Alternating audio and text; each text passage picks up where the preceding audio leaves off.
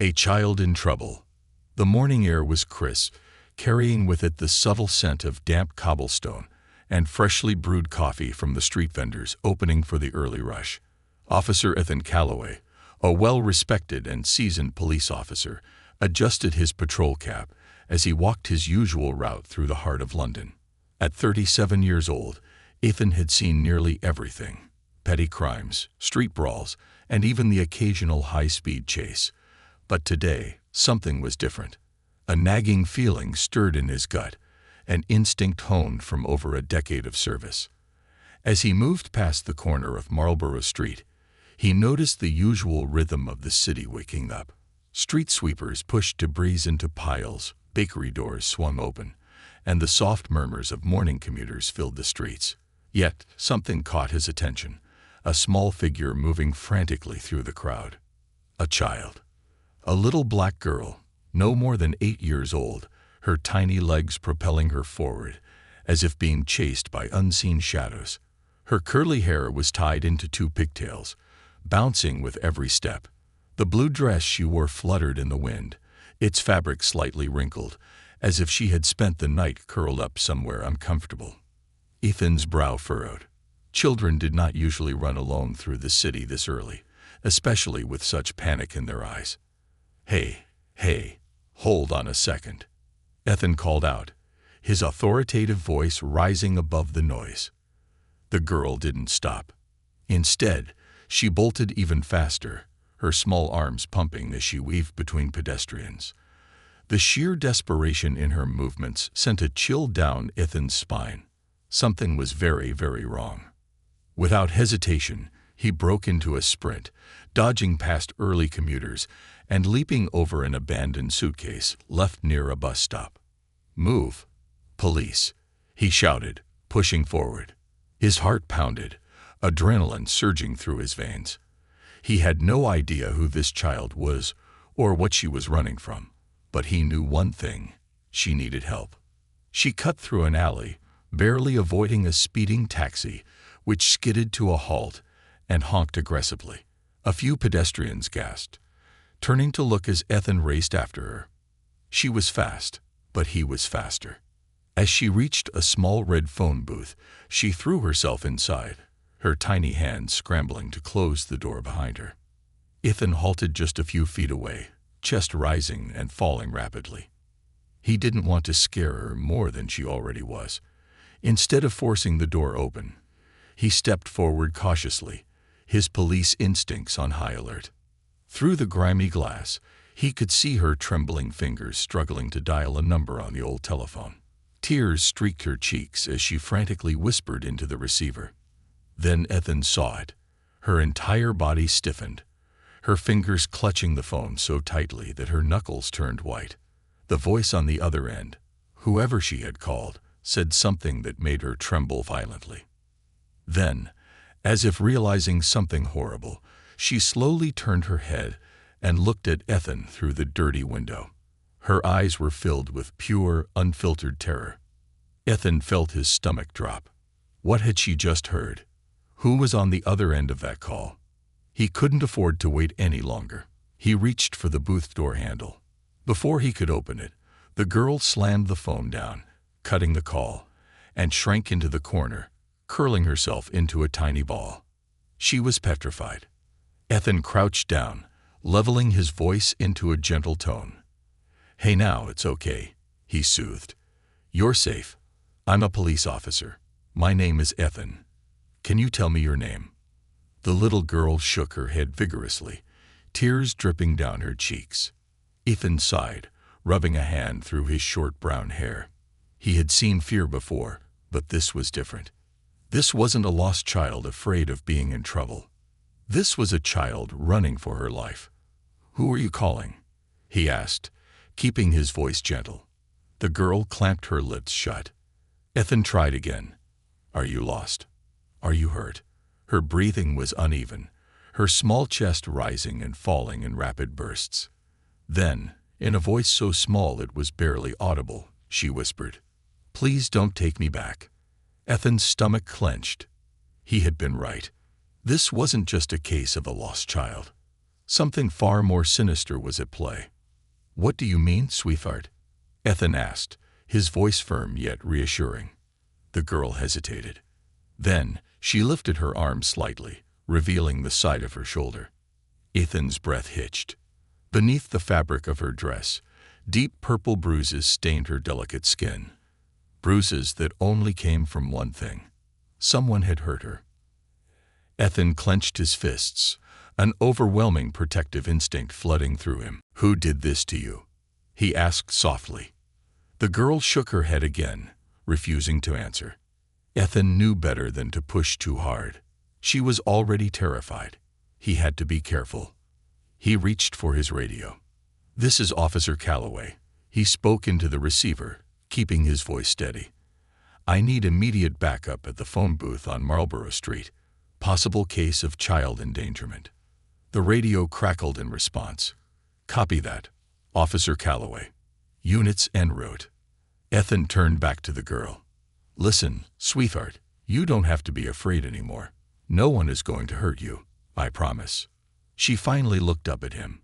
For a brief second, Ethan saw something in her eyes, a flicker of trust buried beneath layers of fear. But before he could say anything else, a car screeched to a stop nearby. Ethan turned sharply, his hand instinctively moving to his holster. A tall man in a suit stepped out of the black luxury vehicle. His expression was unreadable, but his eyes were sharp, calculating. Then, in a voice that immediately set off every alarm in Ethan's head, the man spoke. "There you are," he said, his gaze locking onto the little girl. His tone was smooth but eerily cold. "Come now. Let's go home." The girl's face drained of all color, and Ethan knew in that instant, whoever this man was, he was the reason she had been running. The silent plea for help. Ethan Calloway's pulse pounded in his ears as he instinctively placed himself between the girl and the man in the suit. The child's entire body was frozen in fear, her trembling hands gripping the edge of the phone booth as though it was her last lifeline. The man, tall, clean-shaven, and dressed in an expensive navy blue suit, didn't so much as flinch at Ethan's protective stance. Instead, he simply adjusted his cufflinks, his expression disturbingly calm. "She's my daughter," the man said, his tone polite but distantly cold. "Thank you for finding her, officer. I'll take her home now." Ethan's jaw clenched. Something was off. Everything about this felt wrong. The girl's reaction said it all. She hadn't run into his arms, hadn't looked relieved, hadn't even acknowledged him. Instead, she had shrunk further into the phone booth, her small fingers curling into fists. She was petrified of this man. Ethan took a small step forward, his hand resting on his duty belt. "Sir, I'm going to need you to show me some identification," he said firmly. A flicker of annoyance passed over the man's face, but he complied, reaching into his inner suit pocket and pulling out a black leather wallet. He flipped it open, revealing a driver's license and a gold business card neatly tucked inside. Ethan read the name. Gareth Langston, CEO of Langston & Co. Finance. Ethan barely suppressed the flash of recognition in his mind. Langston & Co. was a massive financial firm in London, known for its real estate investments and corporate buyouts. Gareth Langston was an influential figure, a man with deep pockets and even deeper connections. Ethan's gut instinct flared even brighter. Why would a man of this status have his daughter running through the streets alone, terrified, and desperate enough to call emergency services? "I understand your concern, officer," Gareth said smoothly, tucking his wallet away. "But my daughter and I had a little misunderstanding this morning. She must have panicked. Isn't that right, darling?" He turned his gaze to the child. His expression never changed, but his eyes darkened, just enough for Ethan to catch. The girl flinched violently, her body curling tighter into itself. Ethan's stomach turned. There was no doubt in his mind now. This was not a simple case of a runaway child. This was something worse. Ethan lowered his voice, keeping his tone even. "Sir, can you tell me why your daughter was making an emergency call before I arrived?" Gareth's lips curled into a slow smile. It was controlled, practiced, but his eyes held a flicker of something dangerous. "Oh, officer," he sighed, rubbing the bridge of his nose as though this was all some inconvenient misunderstanding. "You know how children are. Overly dramatic. She probably watched too many cartoons. Isn't that right, sweetheart?" The girl remained frozen, her small hands clenched so tightly her nails dug into her palms. She didn't blink, didn't breathe, didn't speak. Ethan felt his chest tighten. Then, in the briefest moment, she did something that nearly broke him. She shifted her gaze up, just barely, locking eyes with Ethan. A silent plea. A desperate, wordless scream for help. That was all Ethan needed. His stance hardened. "I'm going to need to take her in for questioning, sir," he said, keeping his voice calm but unwavering. "She was found alone, in distress, and I need to make sure she's safe." Gareth's smile vanished, and for the first time, his polished demeanor cracked. His fingers curled slightly, not enough to be considered aggressive, but enough for Ethan to notice. "That won't be necessary," Gareth said, his voice cooling. "We'll handle this matter privately." Ethan didn't move. "I insist." Gareth's eyes darkened, his jaw tightening just enough to betray his irritation.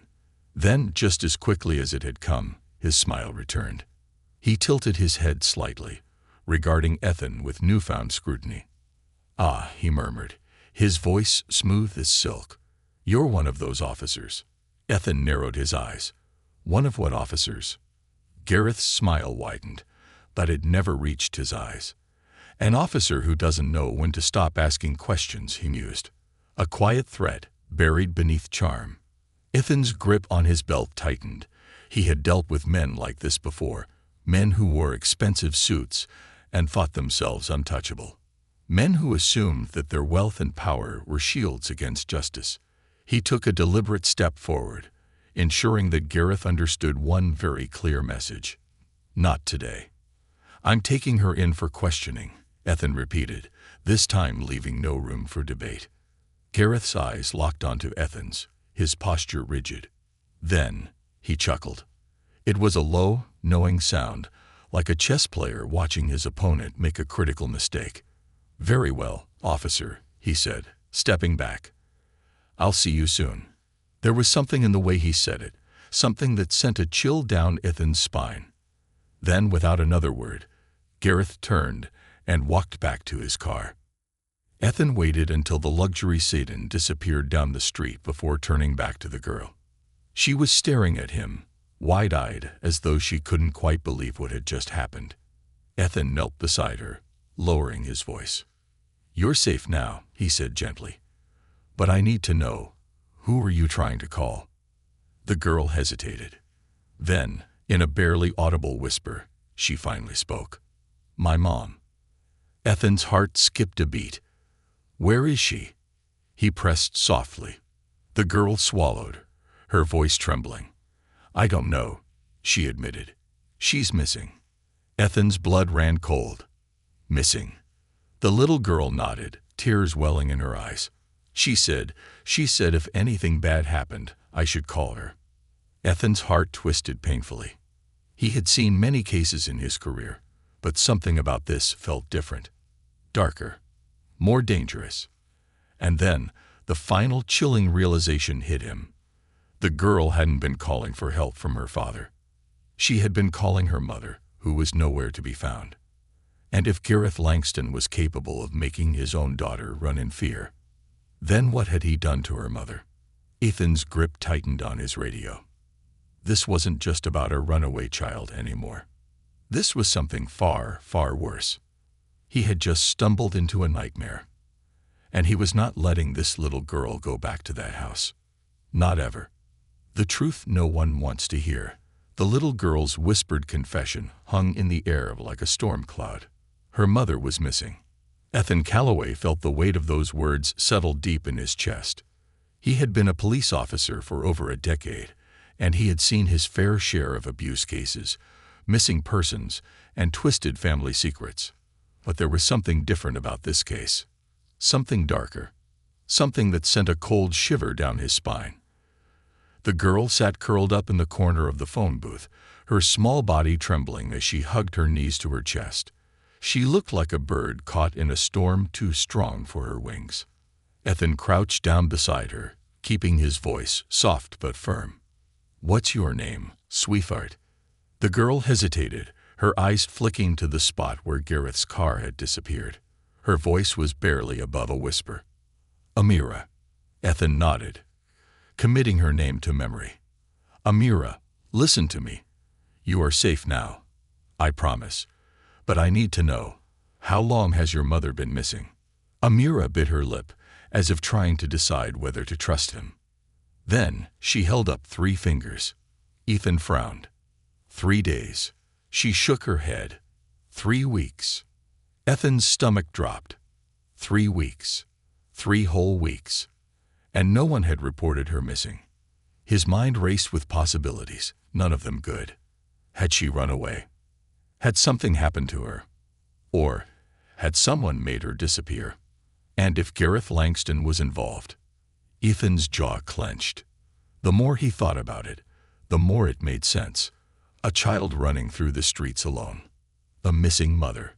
A father who exuded control and cold calculation. Something was terribly, terribly wrong. Ethan grabbed his radio, his fingers tightening around it. "This is Officer Calloway," he said, his voice steady despite the storm brewing inside him. "I need an urgent welfare check on a missing person. The name is..." He turned back to Amira. "What's your mother's name, sweetheart?" Amira hesitated, then softly, "Linda Mina." Ethan's breath caught in his throat. Mina. That name rang a bell. He had seen it before. Somewhere. He just couldn't remember where. He pressed his radio again. "Linda Mina. Possible last known address is Langston Manor, Pimlico. Mother of the child currently in my custody. Reported missing by her daughter. 3 weeks. I need a background check on her. And I need it now." The radio crackled.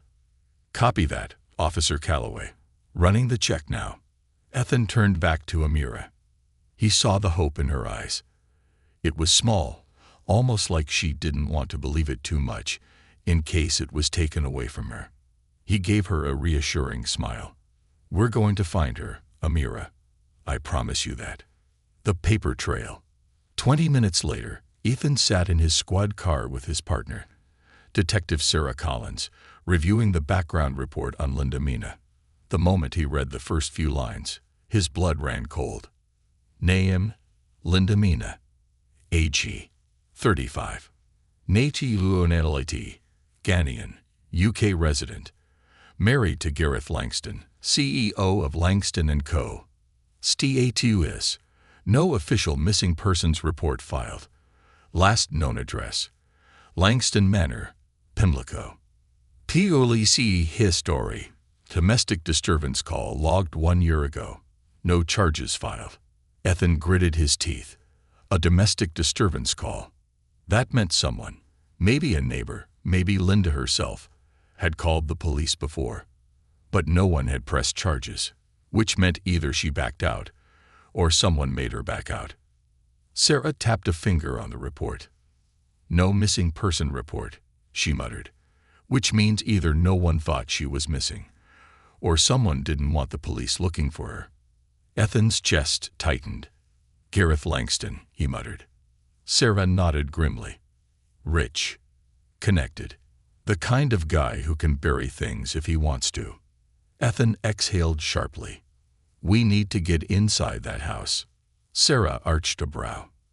"You really think he's got something to hide?" Ethan thought of Amira's bruises, her terror, the way Gareth had looked at him. "I know he does," Ethan said. "A father's lies." Ethan and Sarah pulled up outside Langston Manor just after sunset. The townhouse was pristine, its white walls reflecting the streetlights like polished ivory. Everything was perfectly in place, too perfect, as if someone wanted the world to see only what they allowed. Ethan knocked on the door, his fingers twitching at his side. Moments later, Gareth Langston opened it, his expression unreadable. "Well, Officer Calloway," he said smoothly, his eyes flicking to Sarah, "you brought reinforcements this time." Ethan didn't waste time. "We need to ask you some questions about Linda, Mina." For the first time, Gareth blinked. Then, a slow, knowing smile spread across his face. "She's gone," he said simply. "Packed her bags and left weeks ago." Ethan's fists clenched. "You didn't report her missing." Gareth shrugged. "She's an adult. She made her choice." Ethan took a step closer, his gaze locked onto Gareth's. "Then why did your daughter run from you today?" For the first time, a crack appeared in Gareth's demeanor. It was tiny, but Ethan saw it. "Children run," Gareth said smoothly. "They get scared. She's had a hard time adjusting since her mother abandoned us." Ethan's temper flared. "She was found calling for help. She has bruises on her arms. Are you telling me that's all just a coincidence?" Gareth's smile vanished. For the first time, his mask slipped, revealing something ugly beneath it. "I think, Officer Calloway," he said, his voice low, "that you're sticking your nose into things that aren't your business." Ethan leaned in. "I think," he said just as quietly, "that you're lying to me." The two men stared each other down, the air between them thick with tension. Then, before Ethan could react, a muffled noise came from inside the house. A thud. A soft, distant cry. Ethan's entire body tensed. Sarah's eyes snapped up to him. They both heard it. Then, another noise. This time, it was clearer. A woman's voice. Faint. Desperate. "Help." Ethan didn't hesitate. He shoved past Gareth and ran inside. Gareth shouted behind him, but Ethan didn't care. Someone was in this house, and they needed him. As he reached the back of the house, he saw it. A door, locked from the outside. Ethan's pulse roared in his ears. He drew his gun, and with a single powerful kick, he knocked the door open. And what he saw inside made his blood turn to ice. Secrets behind locked doors. The door burst open with a loud crack, splintering at the hinges as Ethan Calloway stepped inside with his gun drawn. His heart pounded in his chest, his instincts screaming that he was walking into something far worse than he had anticipated. The room was small, windowless, and smelled of damp wood and stale air. A single hanging light bulb flickered weakly, casting long shadows along the cracked walls. And then he saw her. A woman sat hunched in the corner, her wrists bruised and bound, her clothes dirty and torn, her dark curls falling messily around her face. She flinched at the sudden intrusion, her wide eyes filled with panic. Linda Mina. Ethan's breath hitched. She was alive, but barely. "Linda," he said cautiously, lowering his gun and stepping forward. "I'm Officer Ethan Calloway. You're safe now." Linda's lips trembled, her body tensed, as if she wasn't sure whether to trust him or expect more pain. Then, behind him, heavy footsteps. Ethan spun around just in time. Gareth Langston lunged at him. The force sent them both crashing into the wall, Ethan's shoulder slamming into the doorframe. His grip loosened, and Gareth used the moment to strike again, his fist slamming into Ethan's jaw. Pain exploded through his skull, but Ethan reacted on pure instinct. He twisted, grabbing Gareth's wrist and slamming him into the opposite wall, his arm pressed against the man's throat. Gareth gritted his teeth, his voice a low, venomous growl. "You have no idea what you've just done, officer." Ethan's grip tightened. "I think I do," he shot back.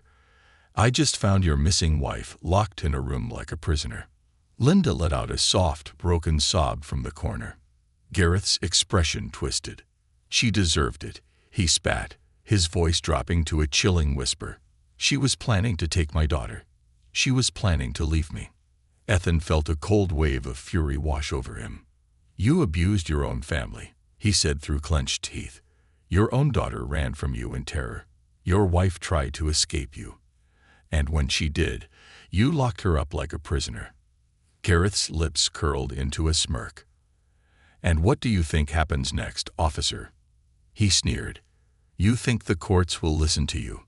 I have lawyers, judges in my pocket. You'll have nothing but a domestic case that no one will care about." Ethan knew what kind of man he was dealing with. A man who thought he was untouchable. A man who believed that wealth could erase sins. Not this time. Ethan yanked Gareth forward and slammed him to the ground, twisting his arms behind his back. He snapped the handcuffs on. "You're under arrest for false imprisonment, domestic abuse, and child endangerment." Gareth laughed, the sound low and mocking. "You think this is over?" he whispered. "I own this city. You'll be ruined by the time the morning comes." Ethan leaned in closer. "And I think you just made the mistake of underestimating the wrong officer." He pressed his radio. "This is Officer Calloway. Suspect in custody. Send backup immediately." A crackle thin. "Copy that." Units en route. As Ethan looked back at Linda, he saw her shaking hands clutching the torn fabric of her dress, her eyes wide with disbelief.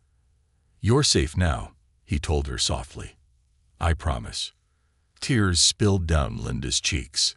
I thought no one would come," she whispered. Ethan offered his hand.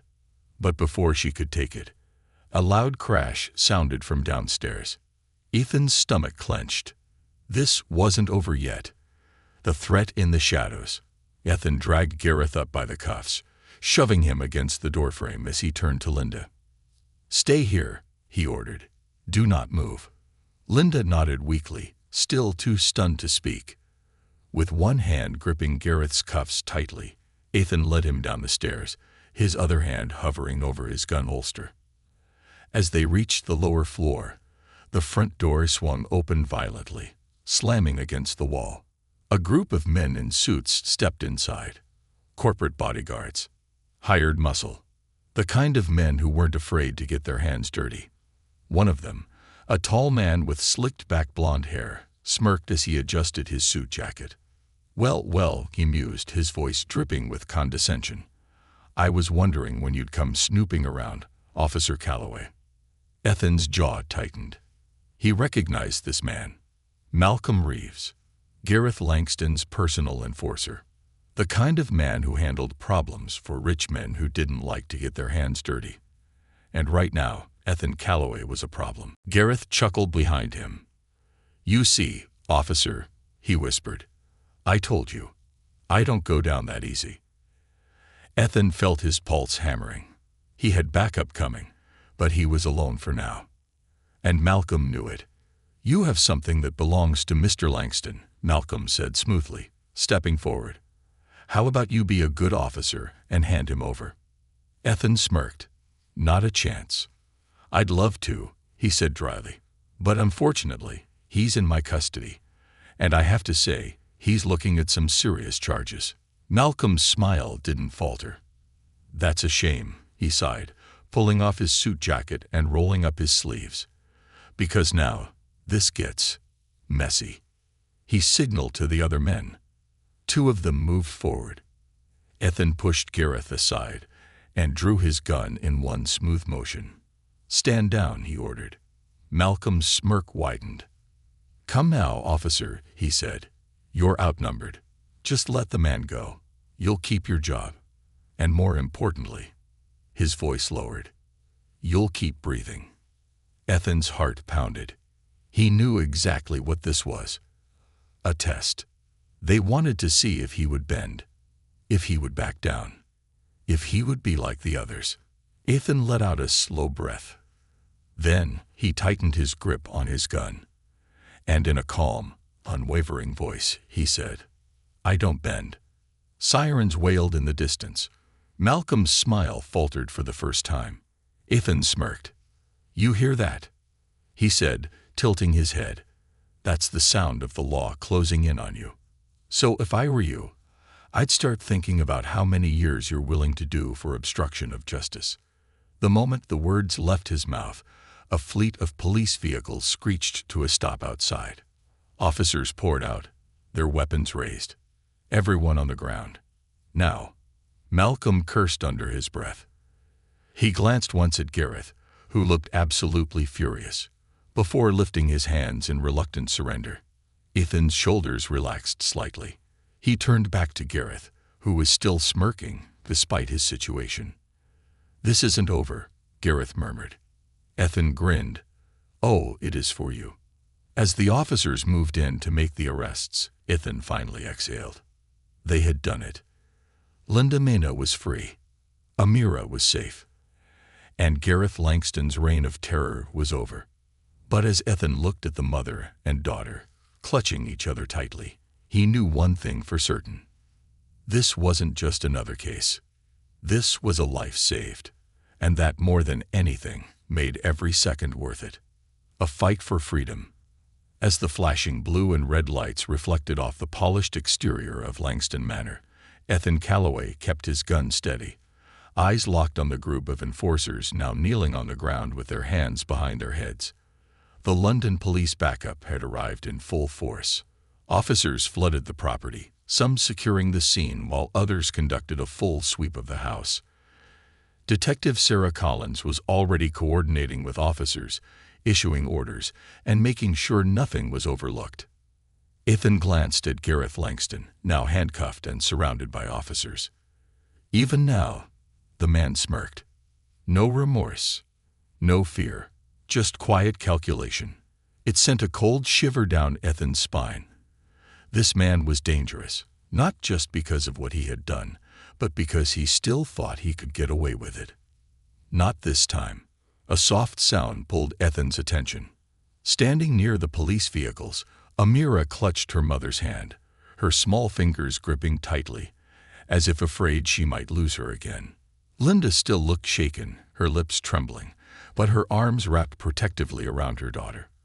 Her wrists, still showing deep bruises, told the story of weeks of suffering. Ethan approached carefully, his voice gentle. "Mrs. Mena," he said, stopping a few steps away. "I know you've been through a lot tonight, but I need to ask, do you want to press charges against Gareth Langston?" Linda lifted her head slowly. For a moment, there was hesitation in her eyes. Fear, years of being told that she had no power, that she should stay silent. Then her gaze hardened. She turned to Amira, brushing her daughter's curls away from her tear-streaked face. Then she looked back at Ethan. "Yes," she said, her voice no longer trembling. "Yes, I want to press charges. I want him to pay for everything he's done." Ethan felt a surge of relief. This was her moment of freedom, the moment she chose to break the chains Gareth had put around her life. "You're making the right choice," he assured her. Just as he spoke, a pair of officers approached. "Detective Collins," one of them called out. "We found something." Sarah strode over, and Ethan followed. The officer handed over a sealed envelope, his expression grim. "This was hidden in a safe in Langston's office," he explained. "It's a passport, travel documents, and a one-way ticket to Singapore. Departure was scheduled for tomorrow morning." Ethan felt his stomach twist. Sarah flipped through the documents, her brows furrowing. "Linda Mena's passport," she muttered. "Only, look at the departure stamp. There's already an exit record from Heathrow for 3 weeks ago." Ethan inhaled sharply. He was going to stage her disappearance, make it look like she left the country on her own. Sarah exhaled sharply, shaking her head. That bastard was going to erase her. And with the kind of influence he has, he could have done it. Ethan turned back to Gareth, who had been listening the whole time. For the first time tonight, his smirk was gone. His expression had darkened, his confidence wavering. He hadn't expected them to find this. Ethan stepped closer, lowering his voice so only Gareth could hear. "What was your plan, huh?" he whispered. "Fake your wife's disappearance. Pay off officials to confirm she left the country. Then tell Amira some sob story about how her mother abandoned her." Gareth's jaw clenched. Ethan leaned in further. "You were going to win custody, weren't you?" he continued.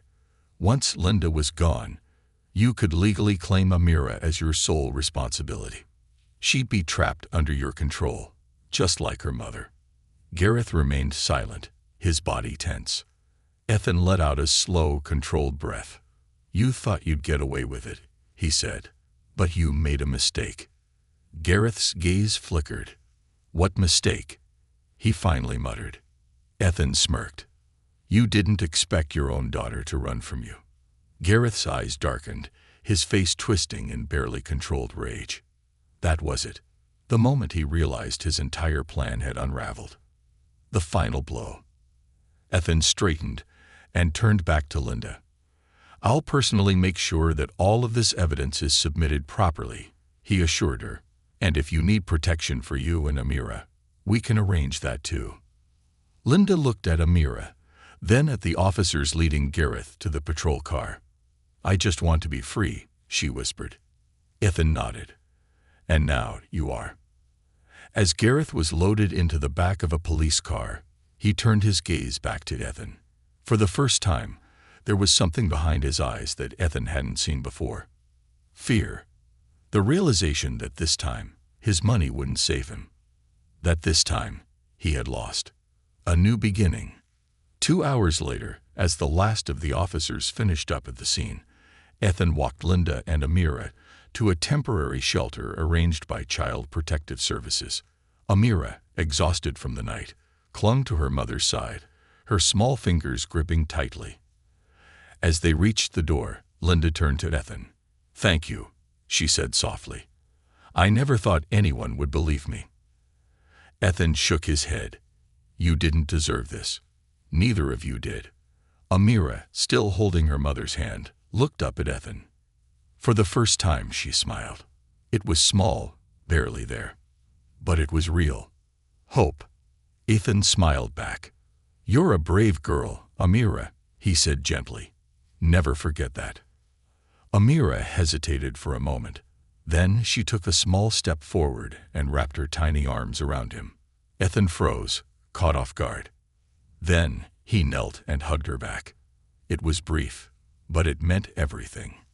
When she pulled away, Linda squeezed Ethan's hand one last time. "Good men like you," she whispered, "are the reason women like me find the strength to fight back." Ethan swallowed past the tightness in his throat.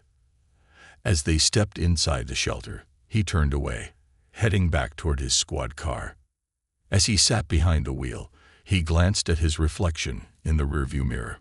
A case closed. A life saved. A future reclaimed. And that, more than anything, was why he wore the badge.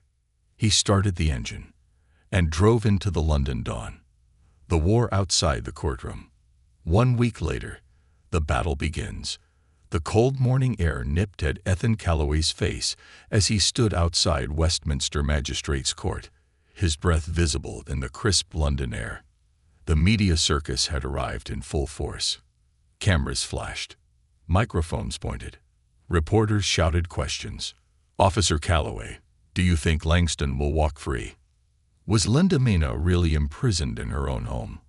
Will the courts actually prosecute someone with Langston's status?" Ethan ignored them all, his jaw tight. He knew how this worked.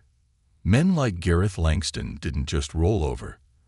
They fought back, with lawyers, with media manipulation, with every ounce of wealth and power they had. And Gareth Langston had a lot of power. His lawyers had already started twisting the narrative, painting him as the victim of a domestic misunderstanding. A wealthy businessman, his wife allegedly unstable, a troubled daughter prone to overreacting, a police officer overstepping his authority. The public was divided. Some believed Linda. Some believed Gareth. Some just loved the scandal. But Ethan didn't care about the headlines. He cared about justice, and justice would not be bought today. Inside the courtroom, a battle of lies and truths. The courtroom was filled to capacity. Reporters, activists, and Langston's wealthy associates sat in rows, whispering among themselves. Ethan sat beside Detective Sarah Collins, watching as Gareth Langston entered, his posture relaxed, his face composed. Like he was walking into a business meeting, not a criminal hearing. His lawyers, 3 of them, wore sharp, custom-tailored suits, their expressions blank but deadly. Linda sat a few seats away, her hands gripping her lap, Amira sitting close beside her. She was strong, but Ethan could see the fear in her eyes. She had escaped Langston's prison, but today she had to face him again. Then the judge entered, and the trial began. The case against Langston. The prosecution laid it all out. The evidence, the bruises, the secret locked room, the confiscated flight ticket showing Langston's plan to fake Linda's disappearance, the emergency call made from the phone booth, Amira's desperate voice on the recording. The jury listened. The judge listened. But Langston's legal team was ruthless. Mrs. Mina, Langston's lead attorney, a shark of a man named Rupert Wexley, approached the stand where Linda sat. He adjusted his tie and put on a sympathetic smile, one that didn't reach his eyes. You claim Mr. Langston held you captive, that he planned to erase your existence, but you have no official medical report saying you were in distress before this incident to you. Linda shifted uncomfortably. No, but And you never filed a restraining order before this. Wexley pushed. I was afraid. Linda snapped, her voice trembling. Wexley sighed dramatically, turning toward the jury. Mrs. Mina, could it be possible that you simply had an argument with your husband? That you left, but later regretted it, and he locked me in a room. Linda shouted, her voice breaking. And yet you have no footage, no video proof, no diary entries, no written pleas for help. Wexley said smoothly. Ethan felt his fists clench. This was the game. Twist the truth. Plant doubt. Make the victim look like the liar. Amira takes the stand. Then, Amira was called to the stand.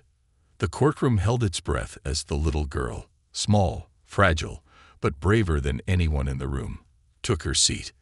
Amira, the prosecutor said gently, can you tell us why you ran away that day?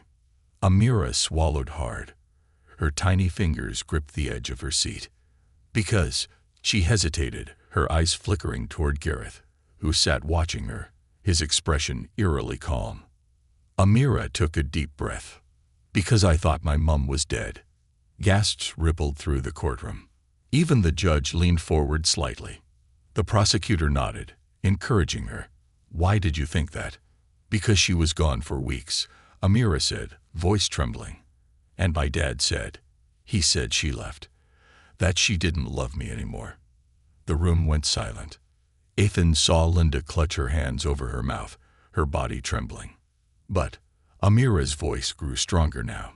I knew it wasn't true. I knew because I heard something. Langston's eyes narrowed. Ethan felt his heart pound. What did you hear, Amira? The little girl's hand shook, but she forced herself to say it. I heard my mum, crying through the walls. Dead silence. Even Langston's legal team looked shaken. I tried to tell people, Amira whispered, but my dad said I was imagining things. Her tiny hands clenched into fists. But I wasn't. I wasn't imagining it. I know I heard her. She turned toward her father now. And you lied to me. Gareth's face darkened. For the first time, the mask cracked.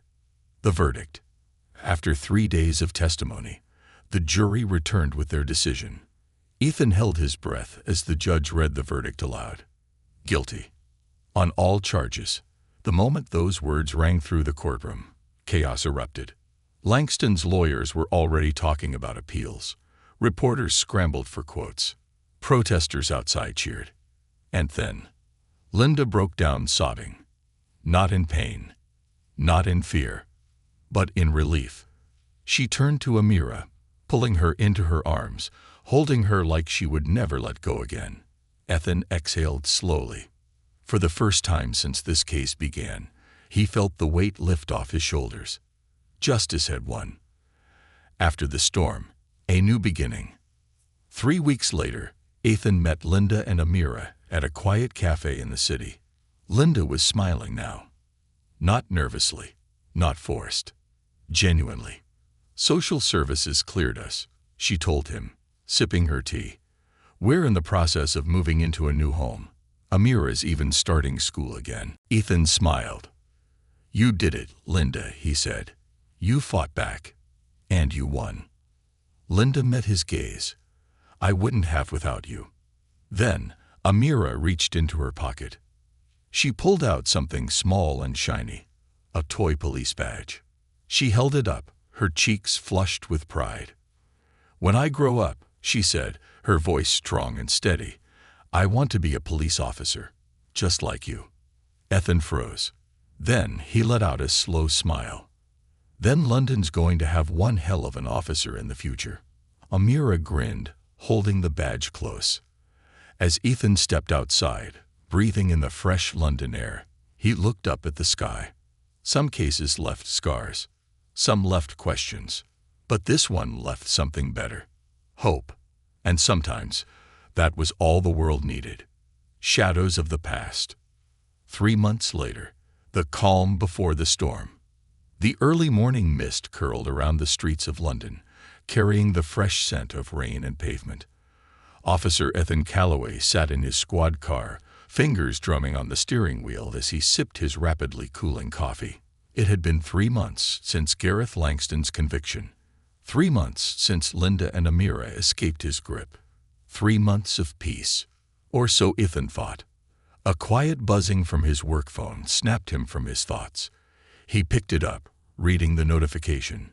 ORGENTREPORT. Gareth Langston. Prison transfer scheduled for tomorrow. Ethan frowned. Langston was supposed to be serving 20 years in HMP Belmarsh, one of the highest security prisons in the UK. But this transfer request was unusual. Why move him now? Ethan muttered, flipping through the report. Then, something chilled him to the bone. Request approved by unidentified source. No paper trail. Ethan's stomach dropped. Something was wrong. Very wrong. He grabbed his radio. "This is Officer Calloway. I need intel on Gareth Langston's prison transfer schedule for tomorrow." Who approved it? A crackle. Then the dispatcher's voice. "Checking now, sir. Hold on." Ethan waited, the tension coiling in his gut. Finally, the dispatcher came back. "Sir, we have no official records of that request." Ethan froze. No official records. No approval signatures. No police oversight. His blood ran cold. Someone was trying to get Langston out. The escape plan. Meanwhile, in HMP Belmarsh, Gareth Langston sat calmly in his private cell, a knowing smirk playing on his lips. The sound of shuffling feet echoed down the dimly lit corridors as a guard approached. "Transfer's happening soon," the guard muttered under his breath, slipping a folded note into Langston's hands. "Everything's set." Langston unfolded it, his eyes gleaming as he read the message. "To an IGT at MIDNIGT. No mistakes." He chuckled, leaning back against the cold wall. "Oh, Officer Calloway," he murmured, his smirk widening. "You should have killed me when you had the chance." Linda's new life. A new fear. Across town, Linda Minna stood in her new kitchen, stirring a pot of tea as Amira sat at the table, flipping through her homework. Their new flat in South Kensington was small but warm, filled with life and light, a world away from the prison of Langston Manor. For the first time in years, Linda felt safe, until she heard the knock at the door. Her heart froze. She put down the tea kettle slowly, her breath coming in short gasps. She hadn't been expecting anyone. "Stay here," she whispered to Amira, who looked up with wide, questioning eyes. Linda moved toward the door, every nerve in her body on high alert. She peeked through the peephole. A man in a black suit stood there, face expressionless, her stomach twisted. She didn't recognize him, but something felt wrong. She didn't move, didn't breathe. Then, a slip of paper slid under the door. Linda hesitated before picking it up. Her fingers trembled as she unfolded it. One word was scrawled across the page in deep red ink. "Run." Her heart slammed against her ribs. Linda stumbled back, gripping the counter to stay upright. What did this mean? Who sent this? Was someone watching them? Before she could think further, her phone rang. Unknown number. Shaking, she answered. Hello. A long pause. Then, a voice she thought she'd never hear again. Hello, my darling. Linda's breath hitched. Her knees nearly buckled. It was Gareth. I told you, he murmured, his voice smooth as poison. I always win. Linda slammed the phone down, her hands shaking violently. No, no, no, no. She grabbed Amira's hand. Get your coat, she whispered urgently. We have to go. Now. The manhunt begins. Ethan's radio crackled as he sped toward HMP Belmarsh, his sirens wailing. Calloway, you were right. Sarah's voice came through, breathless. Langston's gone. Ethan's chest tightened. What? How? A fake transfer request. Bribed guards. An unmarked van pulled up outside. And just like that, he vanished. Ethan's hands tightened on the wheel.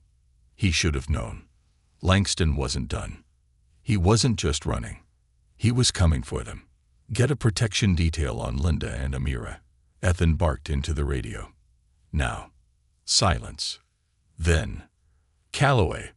Something in Sarah's voice sent a chill down his spine. They're already gone. Ethan slammed the brakes, his car screeching to a halt in the middle of the street. His heart pounded. No, no, no, no. Langston was loose, and Linda and Amira were missing. The final showdown. A race against time. A storm raged outside as Ethan pulled up to a derelict warehouse on the edge of the city, his gun drawn and ready. A single black SUV was parked outside. Langston's vehicle. Ethan's jaw clenched. If Langston had taken them here, then this was where it ended. He crept inside, his breathing controlled, his grip steady. The warehouse was dark, illuminated only by a few hanging lights. Then, movement. Ethan spotted them. Linda, tied to a chair. Amira, crying, curled up against her mother's legs. And standing over them, Gareth Langston. His suit was rumpled, his face filled with amusement, but his eyes were wild. He turned as Ethan stepped forward, gun raised. Well, Langston sighed, as if bored. That was faster than I expected. Ethan's voice was deadly calm. Let them go. Langston chuckled. You don't understand, Calloway. I already own them. He pulled a knife from his pocket, letting the blade catch the dim light. Ethan's heartbeat thundered. He took one step closer. You put that knife down right now, he ordered. Langston smirked. What are you gonna do, officer?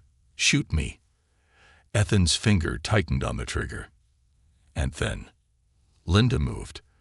With a burst of desperate strength, she kicked hard, knocking Langston off balance. He stumbled, just enough for Ethan to lunge. The next few seconds were a blur of fists, pain, and raw instinct. Langston swung the knife wildly, slicing Ethan's arm, but Ethan barely felt it. He slammed Langston into the ground, twisting his arm behind him. Langston screamed in fury. Ethan didn't care. He pressed his knee into Langston's back and snapped the cuffs on. It's over, he growled. This time, there's no escape. Langston struggled, his face contorted in rage. But it was done. The nightmare was over. Ethan turned to Linda and Amira, both trembling but safe. He pulled out a knife from his belt, cutting Linda's ropes.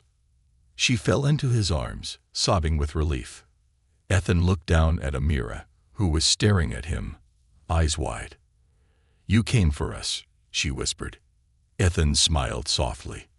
I always will.